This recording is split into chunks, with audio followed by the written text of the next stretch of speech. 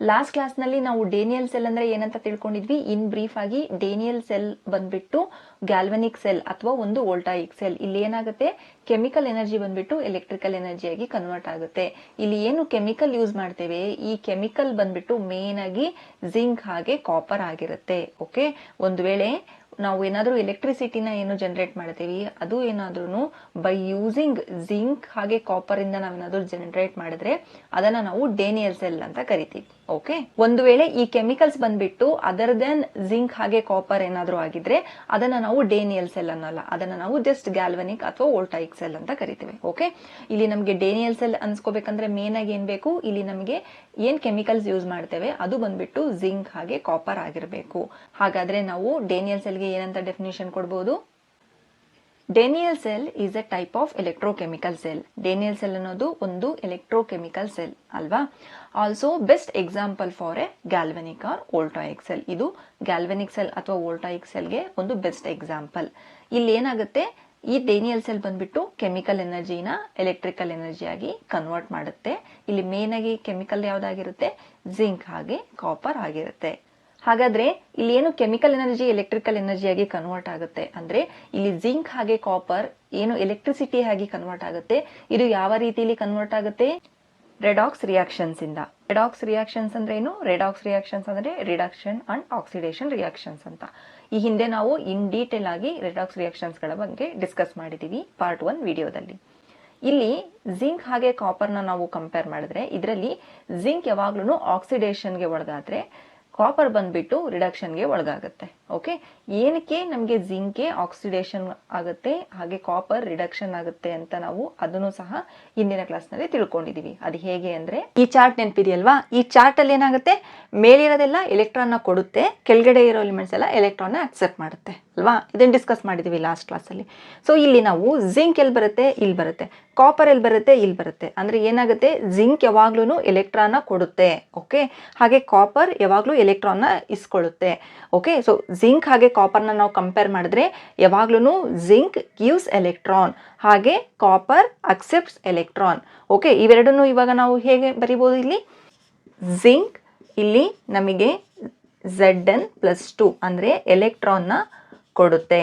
Okay, ಹಾಗೆ ನಮಗೆ copper ಏನಿದೆ, ಕಾಪರ್ ಬಂದ್ಬಿಟ್ಟು ಎಲೆಕ್ಟ್ರಾನ್ನ ಅಕ್ಸೆಪ್ಟ್ ಮಾಡುತ್ತೆ. ಓಕೆ, ಸೊ ಇದು ನಮಗೆ ಕಾಪರ್ ಆಗಿ ಕನ್ವರ್ಟ್ ಆಗುತ್ತೆ. Zn ಬಂದ್ಬಿಟ್ಟು Zn2+ ಆಗಿ ಕನ್ವರ್ಟ್ ಆಗುತ್ತೆ. ಸೊ ಇಲ್ಲಿ ಜಿಂಕ್ ಬಂದ್ಬಿಟ್ಟು ಎಲೆಕ್ಟ್ರಾನ್ನ ಕೊಡ್ತಿದೆ ಅಂದ್ರೆ ಅರ್ಥ ಏನು ನೆನಪಿದ್ಯಾ? Reduction, oxidation.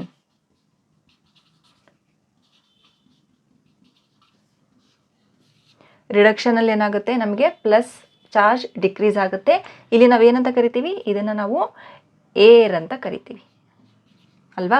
Addition of electron is called reduction. ಹಾಗೆ ನಮಗೆ ಆಕ್ಸಿಡೇಷನ್ ಅಲ್ಲಿ ಏನಾಗುತ್ತೆ, ಪ್ಲಸ್ ಚಾರ್ಜ್ ಇನ್ಕ್ರೀಸ್ ಆಗುತ್ತೆ. ಇಲ್ಲೇನಾಗುತ್ತೆ, ಆಯಿಲ್ ಅಂತ ಕರಿತೀವಿ ಇದನ್ನ. Okay, that is loss of electron is called as oxidation. Okay, addition of electron is called as reduction. So ಇಲ್ಲಿ ನಮ್ಗೆ ಏನು ಗೊತ್ತಾಗುತ್ತೆ, ಇದನ್ನ ಕಂಪೇರ್ ಮಾಡಿದ್ರೆ Zn ಏನಾಗಿದೆ, +2 ಚಾರ್ಜ್ ಆಗಿ ಇನ್ಕ್ರೀಸ್ ಆಗಿದೆ. ಇಲ್ಲಿ +2 ಚಾರ್ಜ್ Zn ಇನ್ಕ್ರೀಸ್ ಆಗಿರೋದ್ರಿಂದ ಇದು ನಮಗೆ ಆಕ್ಸಿಡೇಷನ್ಗೆ ಒಳಗಾಗಿದ್ರೆ, ಇಲ್ಲಿ ಕಾಪರ್ದು +2 ಚಾರ್ಜ್ ನಮಗೆ ಡಿಕ್ರೀಸ್ ಆಗಿದೆ. ಅದಕ್ಕೆ ಏನಾಗುತ್ತೆ, ಇಲ್ಲಿ ನಮಗಿದು ರಿಡಕ್ಷನ್ ರಿಯಾಕ್ಷನ್ ಆಗಿರುತ್ತೆ. ಓಕೆ, ನಮಗಿದು ಆಕ್ಸಿಡೇಷನ್ ಆಗಿರೋದ್ರಿಂದ ಇಲ್ಲಿ ನಮಗೆ ಲಾಸ್ ಆಫ್ ಎಲೆಕ್ಟ್ರಾನ್ ಆಗಿರುತ್ತೆ. ಓಕೆ, ಆಯಿಲ್ ಆಗಿರುತ್ತೆ. ಹಾಗೆ ಇದು ನಮಗೆ ರಿಡಕ್ಷನ್ ಆಗಿರೋದ್ರಿಂದ ಇಲ್ಲಿ ನಮಗೆ ಅಡಿಷನ್ ಆಫ್ ಎಲೆಕ್ಟ್ರಾನ್ ಆಗಿರುತ್ತೆ. ಓಕೆ, ಸೊ ಇದು ನಮಗೆ ಗೊತ್ತಾಗುತ್ತೆ. ಈ ರೀತಿ ಜಿಂಕ್ ಹಾಗೆ ಕಾಪರ್ ನ ಯೂಸ್ ಮಾಡಿಬಿಟ್ಟು ಅಡಿಷನ್ ಹಾಗೆ ನಮಗೆ ಲಾಸ್ ಆಗೋದ್ರಿಂದ ಎಲೆಕ್ಟ್ರಾನ್ಸ್ ಏನಾಗುತ್ತೆ, ಆಕ್ಸಿಡೇಷನ್ ರಿಡಕ್ಷನ್ ಆಗೋದ್ರಿಂದ ನಮಗೆ ಇಲ್ಲಿ ಕೆಮಿಕಲ್ ಎನರ್ಜಿ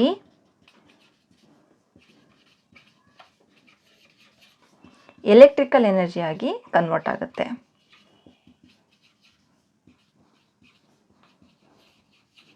ಓಕೆ, ಇಲ್ಲಿ ನಮಗೆ chemical energy electrical energy convert ಆಗುತ್ತೆ. ಹೇಗೆ? ರೆಡಾಕ್ಸ್ ರಿಯಾಕ್ಷನ್ ಮೂಲಕ. ಇಲ್ಲಿ ಏನಿರುತ್ತೆ, ನಮಗೆ ಕೇವಲ ಇಲ್ಲಿ ಜಿಂಕ್ ಹಾಗೆ ಕಾಪರ್ ಇರುತ್ತೆ. ಈ ರೀತಿ ನಮಗೆ ಒಂದು ಕೆಮಿಕಲ್ ಎನರ್ಜಿ ಎಲೆಕ್ಟ್ರಿಕಲ್ ಎನರ್ಜಿಯಾಗಿ ಕನ್ವರ್ಟ್ ಆಗುತ್ತಲ್ವಾ ರೆಡಾಕ್ಸ್ ರಿಯಾಕ್ಷನ್ಗಳ ಮೂಲಕ by using zinc and copper.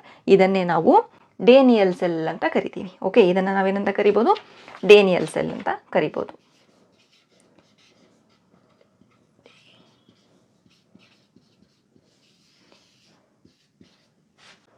ಹಾಗಾದ್ರೆ ಡೇನಿಯಲ್ ಸೆಲ್ನ ರಚನೆ ಹೇಗಿರುತ್ತೆ ಅಂತ ನೋಡೋಣ ನಾವು. ಓಕೆ, ಯಾವ ರೀತಿ ಕನ್ಸ್ಟ್ರಕ್ಷನ್ ಆಗಿರುತ್ತೆ ಡೇನಿಯಲ್ ಸೆಲ್ ಅನ್ನೋದನ್ನು ನಾವು ನೋಡೋಣ. ನಿಮಗೆ ಇನ್ನೂ ಏನಾದರೂ ರಿಡಕ್ಷನ್ ಹಾಗೆ ಆಕ್ಸಿಡೇಷನ್ ಬಗ್ಗೆ ಡೌಟ್ಸ್ ಇದ್ರೆ ಲಾಸ್ಟ್ ವಿಡಿಯೋ ಅಂದರೆ ಪಾರ್ಟ್ 1 ವಿಡಿಯೋ ನೋಡಿ, ಎಲೆಕ್ಟ್ರೋಕೆಮಿಸ್ಟ್ರಿದು, ನಿಮಗೆ ಡೌಟ್ ಕ್ಲಿಯರ್ ಆಗುತ್ತೆ. ಓಕೆ, ನೆಕ್ಸ್ಟ್ ಈ ಡೇನಿಯಲ್ ಸೆಲ್ನ ಕನ್ಸ್ಟ್ರಕ್ಟ್ ಮಾಡೋದಕ್ಕೆ ಹೇಗೆ ಐಡಿಯಾ ಬಂತು ಅಂತ ನೋಡೋಣ.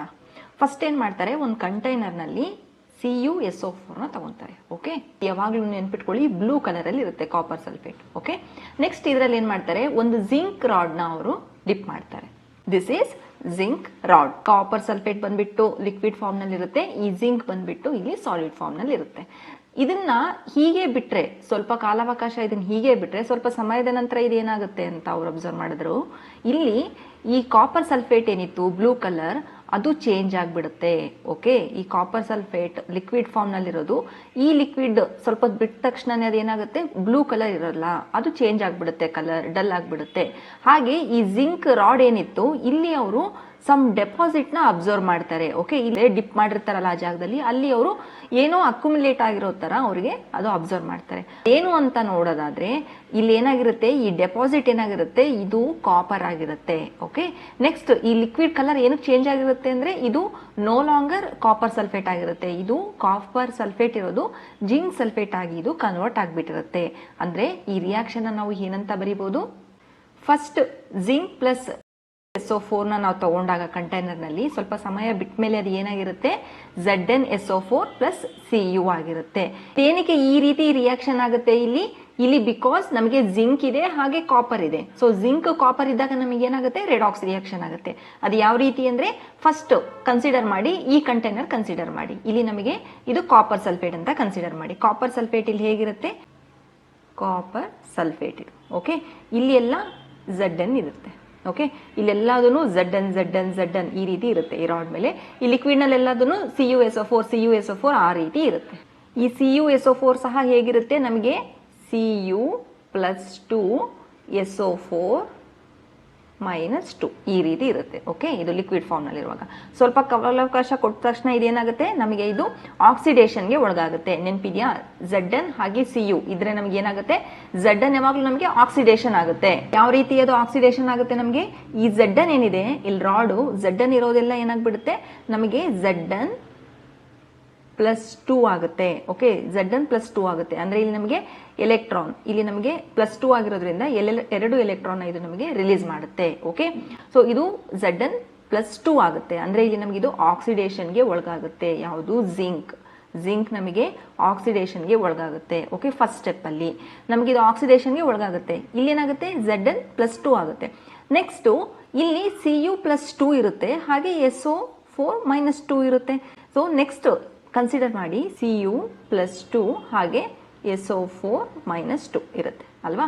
ಇದು ನೆಕ್ಸ್ಟ್ ಸ್ಟೇಜ್ ಅಲ್ಲಿ ಏನಾಗುತ್ತೆ, ರಿಡಕ್ಷನ್ ಆಗುತ್ತೆ. ಯಾವ ರೀತಿ ರಿಡಕ್ಷನ್ ಆಗುತ್ತೆ ಅಂದ್ರೆ, ನಮಗೆ ರಿಡಕ್ಷನ್ ಪ್ರೊಸೆಸ್ ಯಾವುದಕ್ಕಾಗುತ್ತೆ, ಕಾಪರ್ಗೆ ಆಗುತ್ತೆ. ಅಂದ್ರೆ ನಮಗೆ ಇಲ್ಲಿ ಈ ಕಾಪರ್ ಹೋಗ್ಬಿಟ್ಟು ಈ ಎಲೆಕ್ಟ್ರಾನ್ ನ ಅಕ್ಸೆಪ್ಟ್ ಮಾಡುತ್ತೆ. ಸೊ ಈ Cu+2 ಈ 2 ಎಲೆಕ್ಟ್ರಾನ್ ನ ಅಕ್ಸೆಪ್ಟ್ ಮಾಡಿದಾಗ ಏನಾಗುತ್ತೆ, ಇದು ಇಲ್ಲಿ Cu ಆಗಿ ಫಾರ್ಮ್ ಆಗುತ್ತೆ. ಓಕೆ, ಇದು ಸ್ಟೇಬಲ್ ಆಗುತ್ತೆ.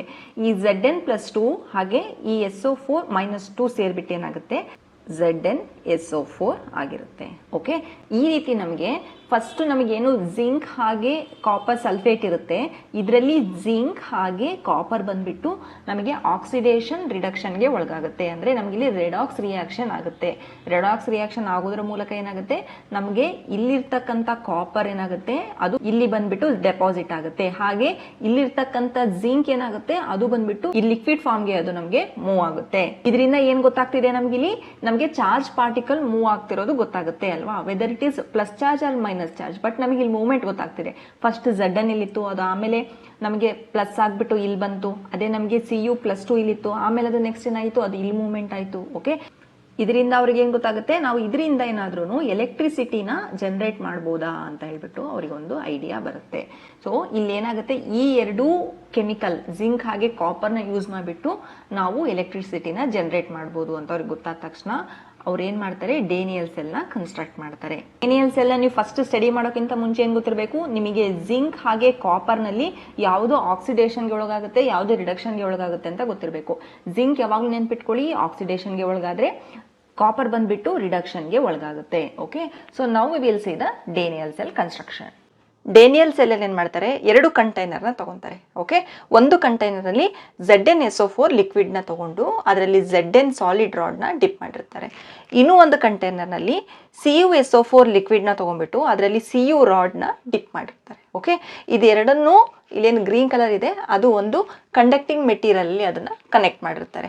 ನೀವು ಬೇಕಾದ್ರೆ ಇಲ್ಲಿ ಅಮ್ಮೀಟರ್ನಾದ್ರೂ ಕನೆಕ್ಟ್ ಮಾಡ್ಬೋದು ಅಥವಾ ಇಲ್ಲೊಂದು ಬಲ್ಬ್ ಆದ್ರೂ ಕನೆಕ್ಟ್ ಮಾಡ್ಬೋದು. Okay, to no conductivity. Next ಇನ್ನೊಂದು ಟ್ರಿಕ್ ಯಾವಾಗಲೂ ನೆನ್ಪಿಟ್ಕೊಳ್ಳಿ, ಲೋನ್. ಓಕೆ, ಯಾವಾಗ ನೀವು ರಿಡಕ್ಷನ್ ಆಕ್ಸಿಡೇಷನ್ ಟ್ರಿಕ್ನ ನೆನ್ಪಿಟ್ಕೊಂಡಿರ್ತೀರಾ ನಿಮಗೆ ಲೋನ್ ಟ್ರಿಕ್ ಸಹ ನೆನಪಿರಬೇಕು. ಲೋನ್ ಅಂದ್ರೆ ಏನು, ಇಲ್ಲಿ ಲೋನ್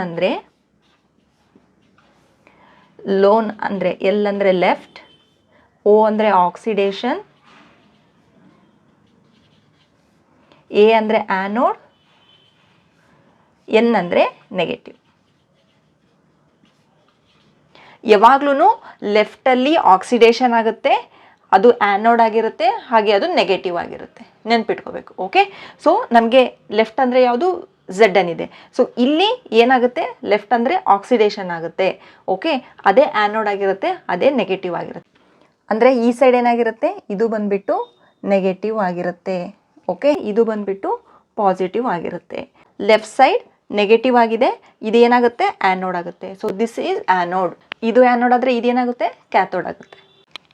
ಮಿಕ್ಕಿರೋದು ಯಾವುದು, ಆಕ್ಸಿಡೇಷನ್, ಅದು ಎಲ್ಲಿ, ಲೆಫ್ಟ್ ಅಲ್ಲೇ. ಸೊ ಇಲ್ಲಿ Zn ಏನಿರುತ್ತೆ ಈ ಕಂಟೈನರ್, ಇಲ್ಲಿ ನಮಗೆ ಆಕ್ಸಿಡೇಷನ್ ಆಗುತ್ತೆ. ಸೊ ಆಕ್ಸಿಡೇಷನ್ ಅಂದ್ರೆ ಏನು, ಅಲ್ಲಿ ನೋಡಿ ಪ್ಲಸ್ ಚಾರ್ಜ್ ನಮಗೆ ಇನ್ಕ್ರೀಸ್ ಆಗಿದೆ. ಸೊ ಪ್ಲಸ್ ಚಾರ್ಜ್ ಇನ್ಕ್ರೀಸ್ ಆಗಿದೆ ಅಂದ್ರೆ Zn ಇರೋದು ನಮಗೆ ಆಕ್ಸಿಡೇಷನ್ ಆಗಿಬಿಟ್ಟು Zn+2 ಹಾಗೆ 2 ಎಲೆಕ್ಟ್ರಾನ್ನ ಇಲ್ಲಿ ರಿಲೀಸ್ ಮಾಡುತ್ತೆ. ಒಂದು Zn, ಇದು ಏನಂತ ಕರಿತೀವಿ ನಾವು, ಇದನ್ನ ಆಫ್ ಸೆಲ್ ಅಂತ ಕರಿಬೋದು. ಓಕೆ, ಇದು ಒಂದನ್ನೇ ಕನ್ಸಿಡರ್ ಮಾಡಿದ್ರೆ ಇದನ್ನ ಆಫ್ ಸೆಲ್ ಅಂತ ಕರಿಬೋದು, ಇದನ್ನೊಂದನ್ನೇ ಕನ್ಸಿಡರ್ ಮಾಡಿದ್ರೆ ಇದಕ್ಕೆ ಆಫ್ ಸೆಲ್ ಅಂತ ಕರಿತೀವಿ. ಸೊ ಇದನ್ನ ಏನಂತ ಕರಿಬೋದು ಅಂದ್ರೆ ಆಕ್ಸಿಡೇಷನ್ ಆಫ್ ಸೆಲ್, ಇದನ್ನ ಏನಂತ ಕರಿತೀವಿ, ರಿಡಕ್ಷನ್ ಆಫ್ ಸೆಲ್ ಅಂತ ಕರಿತೀವಿ.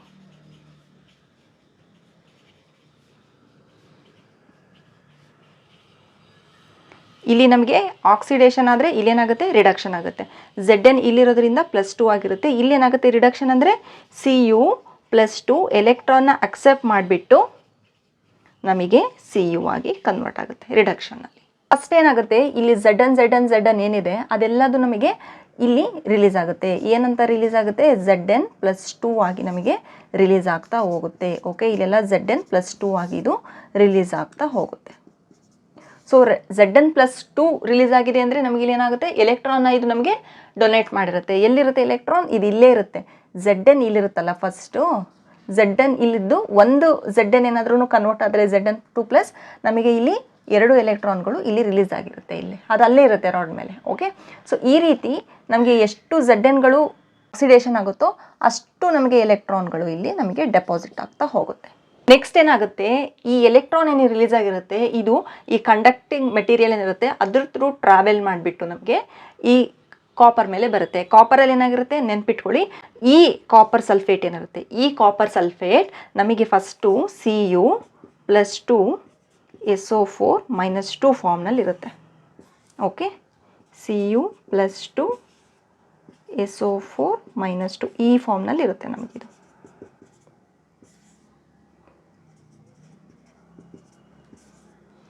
ಯಾವಾಗ ಈ ಎಲೆಕ್ಟ್ರಾನ್ಗಳು ಇಲ್ಲಿ ಟ್ರಾವೆಲ್ ಮಾಡ್ತಾ ಬರುತ್ತೆ, ಓಕೆ, ಯಾವಾಗ ಈ ಎಲೆಕ್ಟ್ರಾನ್ ಈ ರೀತಿ ನಮಗೆ ಇಲ್ಲಿ ಟ್ರಾವೆಲ್ ಮಾಡುತ್ತೆ, ಅದು ಇಲ್ಲಿಗೆ ಬಂದ ಮೇಲೆ ನಮಗೆ ಈ Cu+2 ಏನಿರುತ್ತೆ ಅದು ಈ ಎಲೆಕ್ಟ್ರಾನ್ನ ಅಕ್ಸೆಪ್ಟ್ ಮಾಡುತ್ತೆ. ಅಂದರೆ ಅದು ಇಲ್ಲಿ ಹೋಗ್ಬಿಟ್ಟು ಈ ಎಲೆಕ್ಟ್ರಾನ್ನ ಅಕ್ಸೆಪ್ಟ್ ಮಾಡಿಬಿಟ್ಟು ಅದು ನಮಗೆ ಕಾಪರ್ ಆಗಿ ಫಾರ್ಮ್ ಆಗುತ್ತೆ, ಈ ರಿಯಾಕ್ಷನ್ ಆಗುತ್ತೆ. ಓಕೆ, ಸೊ Cu+2 ಇಲ್ಲಿ ಬಂದಿರೋ ಎಲೆಕ್ಟ್ರಾನ್ ಜೊತೆ ಅದು ಕಂಬೈನ್ ಆಗಿಬಿಟ್ಟು Cu ಫಾರ್ಮ್ ಆಗ್ತಾ ಹೋಗುತ್ತೆ ಈ ರಾಡ್ ಮೇಲೆ. ಏನಾಗಿರುತ್ತೆ, ಈ Zn ಏನಿರುತ್ತೆ ರಾಡ್ ಮೇಲೆ ಅದು ನಮಗೆ Zn2+ ಹಾಗೆ ಎಲೆಕ್ಟ್ರಾನ್ ಅದು ನಮಗೆ ಡೊನೇಟ್ ಮಾಡಿರುತ್ತೆ. ಈ ರೀತಿ ನಮಗೆ Zn ಎಲೆಕ್ಟ್ರಾನ್ ಡೊನೇಟ್ ಮಾಡೋದರ ಮೂಲಕ ಆ ಎಲೆಕ್ಟ್ರಾನ್ಸ್ನ ಕಾಪರ್ ಅಕ್ಸೆಪ್ಟ್ ಮಾಡೋದರ ಮೂಲಕ ಥ್ರೂ ಈ ಮೆಟಲ್ ವೈರ್ ನಮಗೆ ಎಲೆಕ್ಟ್ರಿಸಿಟಿ ಜನರೇಟ್ ಆಗುತ್ತೆ. ಸೊ ಅಲ್ಲೇನಾಗುತ್ತೆ ಅಂದರೆ ನಮಗೆ ಅಮಿಟರ್ ಏನಿರುತ್ತೆ ಅದು ನಮಗೆ ಫ್ಲಕ್ಚುಯೇಟ್ ಆಗೋದಕ್ಕೆ ಸ್ಟಾರ್ಟ್ ಆಗುತ್ತೆ. ಒಂದು ವೇಳೆ ನೀವು ಇಲ್ಲಿ ಬಲ್ಬ್ನ ಕನೆಕ್ಷನ್ ಕೊಟ್ಟರೆ ಆ ಬಲ್ಬ್ ನಮಗೆ ಗ್ಲೋ ಆಗೋದಕ್ಕೆ ಸ್ಟಾರ್ಟ್ ಆಗುತ್ತೆ. ಇಲ್ಲಿ ಇನ್ನೊಂದು ನೆನ್ಪಿಟ್ಕೊಳ್ಳಿ, ಎಲೆಕ್ಟ್ರಾನ್ ನಮಗೆ ಈ ಕಡೆ ಆ್ಯನಡ್ ಟು ಕ್ಯಾಥೋಡ್ ನಮಗೆ ಅದೇನಾದರೂ ಮೂವ್ಮೆಂಟ್ ಆದರೆ, ಫ್ಲೋ ಆದರೆ ಕರೆಂಟ್ ಯಾವ ಡೈರೆಕ್ಷನಲ್ಲಿರುತ್ತೆ, ಇದರ ಆಪೋಸಿಟ್ ಡೈರೆಕ್ಷನಲ್ಲಿರುತ್ತೆ. ಓಕೆ, ಅಂದರೆ ಇದು ಎಲೆಕ್ಟ್ರಾನ್ನ ಡೈರೆಕ್ಷನ್ ಆದರೆ ಕರೆಂಟ್ ಬಂದ್ಬಿಟ್ಟು ಈ ಡೈರೆಕ್ಷನಲ್ಲಿ ನಮಗೆ ಜನರೇಟ್ ಆಗಿರುತ್ತೆ. ಇಷ್ಟೇನಾ ಡೇನಿಯಲ್ ಸೆಲ್? ಇಲ್ಲ. ಇಲ್ಲಿ ನಮಗೆ ಎಲೆಕ್ಟ್ರಿಸಿಟಿ ನಮಗೆ ಜನರೇಟ್ ಆದರೂ ಕೂಡ ಇದು ನಮಗೆ ಕಂಟಿನ್ಯೂಸ್ ಆಗಿ ಇದು ಜನರೇಟ್ ಆಗೋಲ್ಲ. ಏನಕ್ಕಂದರೆ ಆಫ್ಟರ್ ಸಮ್ ಟೈಮ್ ಏನಾಗುತ್ತೆ, ನಮಗೆ ಇಲ್ಲಿ ಈ ಬಲ್ಬ್ ಅಥವಾ ಅಮ್ಮೀಟರ್ ಇಲ್ಲಿ ಎಲೆಕ್ಟ್ರಾನ್ ಫ್ಲೋ ಆಗೋದು ನಮಗೆ ನಿಂತೋಗ್ಬಿಡುತ್ತೆ. ಬಿಕಾಸ್ ಇಲ್ಲಿ ಅಬ್ಸರ್ವ್ ಮಾಡಿದ್ರೆ ನಮಗೆ ZN ಮಾತ್ರ ನಾವು ನೋಡ್ತಾ ಇದ್ದೀವಿ. ಓಕೆ, ಇಲ್ಲಿ ಅಬ್ಸರ್ವ್ ಮಾಡಿ ನಮಗೆ ZN SO4 ಸಹ ಇದೆ ಇಲ್ಲಿ. ಅದು ಯಾವ ರೀತಿ ಇರುತ್ತೆ ZN SO4 ಅದರ್ ದೆನ್ ಈ ZN+2 ಎಲ್ಲ ಇಲ್ಲಿಂದ ನಮಗೆ ರಿಲೀಸ್ ಆಗಿರೋದು ಅಲ್ವಾ. ಅದನ್ನು ಬಿಟ್ಟು ಈ ZN SO4 ಯಾವ ರೀತಿ ಇರುತ್ತೆ, ನಮಗೆ ಈ ರೀತಿ ಇರುತ್ತೆ, +2 SO4 -2 ZN+2 SO4 -2 ಈ ರೀತಿ ಇರುತ್ತೆ ಅಲ್ವಾ.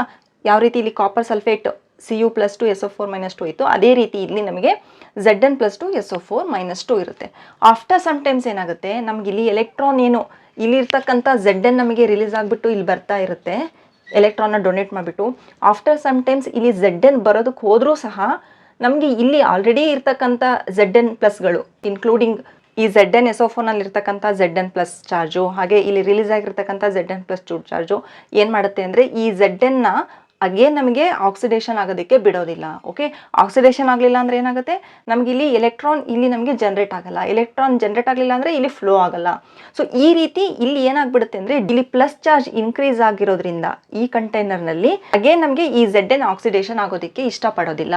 ಅದೇ ರೀತಿ ಇಲ್ಲಿ ಏನಾಗುತ್ತೆ ಅಂದರೆ ನಮಗೆ ಇಲ್ಲೆಲ್ಲ Cu+2 ಇಲ್ಲಿ ಹೋಗ್ಬಿಟ್ಟಿರುತ್ತೆ. ಓಕೆ, Cu+2 ಇಲ್ಲಿ ಹೋಗ್ಬಿಟ್ಟಿರುತ್ತೆ. ಕನ್ಸಿಡರ್ ಮಾಡಿ ಫಸ್ಟ್ ಈ Cu+2 ಇಲ್ಲಿ ಹೋಗ್ಬಿಟ್ಟಿರುತ್ತೆ. ಓಕೆ, ಈ Cu+2 ಇಲ್ಲಿ ಹೋಗ್ಬಿಟ್ಟಿರುತ್ತೆ, ಈ Cu+2 ಇಲ್ಲಿ ಹೋಗ್ಬಿಟ್ಟಿರುತ್ತೆ. ಓಕೆ, ಎಲ್ಲದನ್ನು ಕಾಪರ್ ಆಗಿ ನಮಗೆ ಫಾರ್ಮ್ ಆಗಿಬಿಟ್ಟಿರುತ್ತೆ.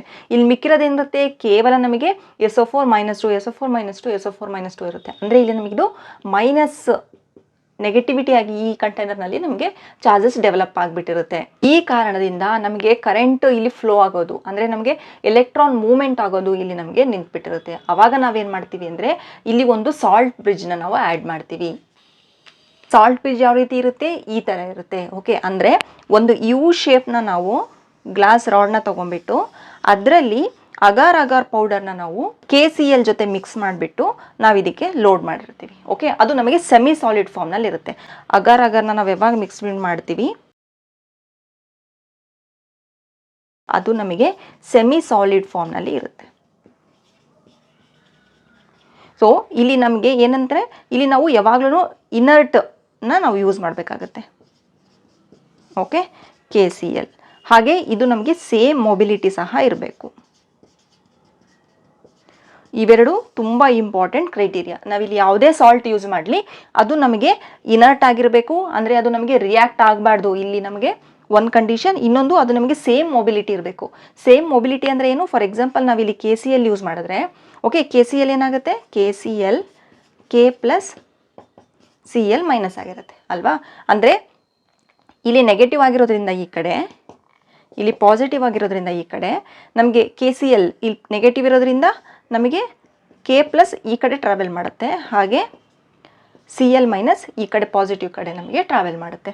ಸೊ ಈ Cl- K+ ಏನು ನಮಗೆ ಮೂವ್ ಆಗುತ್ತೆ, ಮೊಬಿಲಿಟಿ ಇರುತ್ತೆ, ಅಂದರೆ ಅದ್ರ ಫ್ಲೋ ಇರುತ್ತೆ, ಅದು ಸೇಮ್ ಇರಬೇಕು. ಇದು ಯಾವ ರೀತಿ ಇಲ್ಲಿ ಟ್ರಾವೆಲ್ ಮಾಡುತ್ತೆ ಅದು ಇದೇ ರೀತಿ ಅದೇ ಸ್ಪೀಡಲ್ಲಿ ಅದು ಟ್ರಾವೆಲ್ ಮಾಡಬೇಕು. ಓಕೆ, ಸೊ ಅದೇ ರೀತಿ ಅದು ಟ್ರಾವೆಲ್ ಮಾಡಿಬಿಟ್ಟು ಏನಾಗುತ್ತೆ, ನಮಗೆ ಈ ಕಂಟೈನರಲ್ಲಿ K+ ಆ್ಯಡ್ ಆಗ್ತಾ ಹೋಗುತ್ತೆ, ಈ ಕಂಟೈನರ್ನಲ್ಲಿ Cl- ಆ್ಯಡ್ ಆಗ್ತಾ ಹೋಗುತ್ತೆ. ಅವಾಗ ಏನಾಗುತ್ತೆ ಅಂದರೆ ಈ ಬಂದಿರೋ K+ ಏನಾಗುತ್ತೆ, ನಮಗೆ ಇಲ್ಲಿ ಡೆವಲಪ್ ಆಗಿರ್ತಕ್ಕಂಥ SO4 2- ಅದು ನಮಗೆ ನ್ಯೂಟ್ರಲೈಸ್ ಮಾಡುತ್ತೆ. ಓಕೆ, ಸೊ ಈಗ ನೋಡಿ ಎಲ್ಲದನ್ನು ನ್ಯೂಟ್ರಲೈಸ್ ಆಗಿಬಿಡ್ತು.